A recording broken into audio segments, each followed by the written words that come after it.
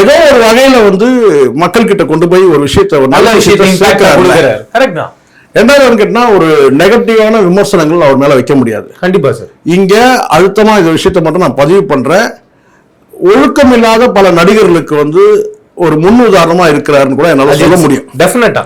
ஏன்னா எல்லா ஆக்டர்ஸும் ஆமா ஒரு இன்டர்வியூ ஒரு இங்க நடிகர்கள் ஒன்று சொல்லணும்னு கேட்டா பெரும்பாலான நடிகர்கள் வந்து தனிப்பட்ட வாழ்க்கையில சரியா இருக்கிறதுல தோத்து போயிடுறாங்க. கண்டிப்பா நம்ம பார்க்கணும். கண்டிப்பா நம்ம குறிப்பிட்டு யாரையும் சொல்லல. ஆனா பரவலான்னு கேட்டா நடிகர்கள் வந்து பாத்தீங்கன்னா வந்து சினிமா நடிகர்கள் மட்டுமே சினிமா துறையில இருக்கிறவங்க வந்து பாத்தீங்கன்னா தனிப்பட்ட வாழ்க்கையில வந்து பாத்தீங்கன்னா எல்லாரும் வாழ்க்கையும் கிட்டத்தட்ட 70-30 ஆயிடுச்சு. 30% நல்லா இருக்கிறாங்க, ஒரு 70% அந்த ஒரு என்ன சொல்ல கேட்டா அந்த ஒரு இந்த 70% வந்து பாத்தீங்கன்னா இவங்க ஒரு முன்னுதாரணமா இருக்கிறாங்க.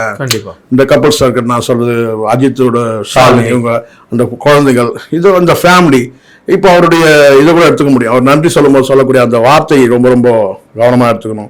என்னன்னா அவர் முதல்ல அந்த ஸ்போர்ட்ஸ் கிளப்பு அவங்களுக்கெல்லாம் அந்த ட்ரெயினர் இவங்களுக்கெல்லாம் நன்றி சொல்லிட்டு அடுத்த கட்டம் அவர் சொல்லும் போது அப்பா இந்த நேரத்தில் அப்பா இல்லாமல் இருக்கிறாரு, இந்த மாதிரி ஒரு அவார்டு நமக்கு கொடுக்கும்போது பத்மபூஷன் கொடுக்கும்போது அப்பா இல்லாமல் இருக்கிறாருன்னு சொல்லி அதை ஃபீல் பண்ணுறாரு.